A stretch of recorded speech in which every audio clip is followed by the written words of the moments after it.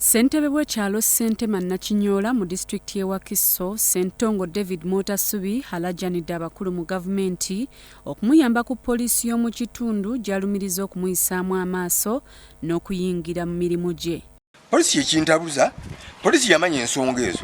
Poliisi bwe baguze ettaka nga tebasenda era bajja ku poliisi. Nze naye nsoberwa poliisi naye kennyini, poliisi ebanga endyamu olukwe.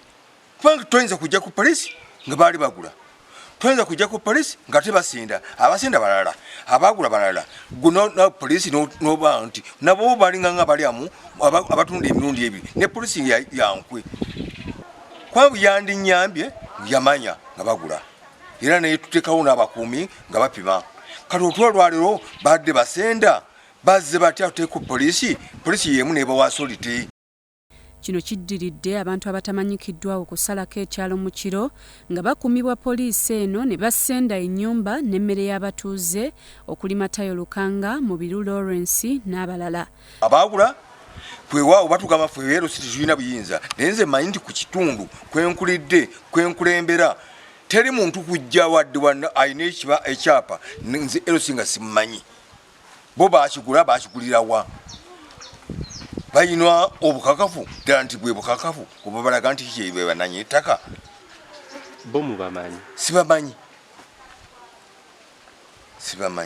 Ate bano we basendedde. Lukanga agamba yeewunyizza okumukolako effujjo ku kibanja ky'amazeeko emyaka egisoba 4 era nga kwe kuli n'amalaalo g'abakadde be okuviira ddala ku jjajjaawe mwami akolerwa.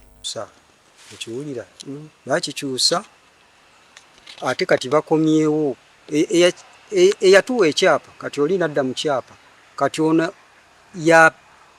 gwe yakiguza yazzeemu kati ate yayagala okutunda wonna ate nga era be bamu y'omu yoyo ng'oggyeko mu mbejja eyagaba ettaka kuba ye yikazaalinya n'asalako buli gwe yagenda ng'asalako naye kuba byalo byonna ng'asalako oli alina 7 oba alina 5 n'amusalako n'amuwa 3 n'amuwa ekyapa kati bwe kyali ffe twalina 4 ne batuwa 2 kati bano abaaliwo bakozesa akakisaako olw'okuba bakadde baffe baali baafa n'akozesa kacyansaako ne batundako we batunze. Ye Mubiru ategeezezza nga bwe yagula obuguzi okuva ku bafamire n'awaayo n'ekkanzu ya miliyoni 2 n'atongozebwa. Kiyinza okuba nga nze ng'omuntu kirabika kinsusse kyekyamazima kuba nagenze ku poliisi nabadde ndowooza bajja kuliyakitinga kuba bamanyi kyekigenda mu maaso kuba tusobola kusenda kitu nga tugenze ku poliisi nabadde ndowooza abapoliisi ajja kufuna okutwala obuvunaanyizibwa akubire yasenza mugambe nti atuwasandiddemu kwigamba nti amuyite amunnyonnyole naye kitegeeza nti bapoliisi ey'oku kitundu yomenyi nti tekoze kimala kitegeeza ntandise okwekubira enduulu eri IGP akulira poliisi kuba ono alameka alabika mukama we yajja musobo. Bano balumiriza omwogezi wa poliisi mu Wamala Region Kigozi Lameka okuba emabega w'ekikolwa kino ng'ali wamu n'eddamu lya Moses ne Bukenya Badru n'ekigendererwa ekyokwagala okubatwalako ebibanja byabwe ku kifuba. Lameka oyo mpulira nti mwogezi wa poliisi naye ate ataddewo embeera ey'okuntulugunya oba okutulugunya abaali ku ttaka wano mu kibanja wano. So nga ate mazeeko ebbanga ddene era akaguulano kavudde ebbanga mabega nnyo naye nga tewali mbeera etegeerekeka. Tugezezzaako okulwana ku poliisi tetufuna kuyambibwa. Ennyumba baagimenya ne lifalensi zaasigalayo ku poliisi ekakiri. Wabula bino Afande Lameka Kigozi ku lukomo lw'essimu abisambaze n'ategeeza nga ye bw'atalina ttaka ku kifo kino wabula ayambako buyambi bantu be Babukenya.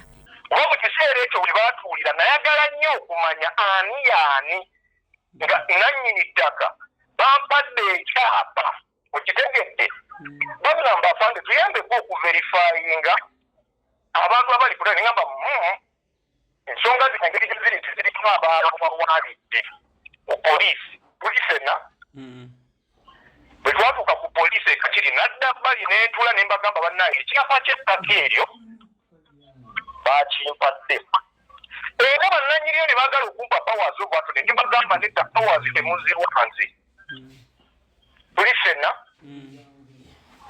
powers mufune omuntu omanamuziwa kubanga bigenda okuggwera nga ntandise okirashinga ne basirikale bannanga balinamu interest eyaabwe ng'abantu Ye Bukenya Badru abasendeddwa abeeganye bweganyi nga bw'atabamanyi.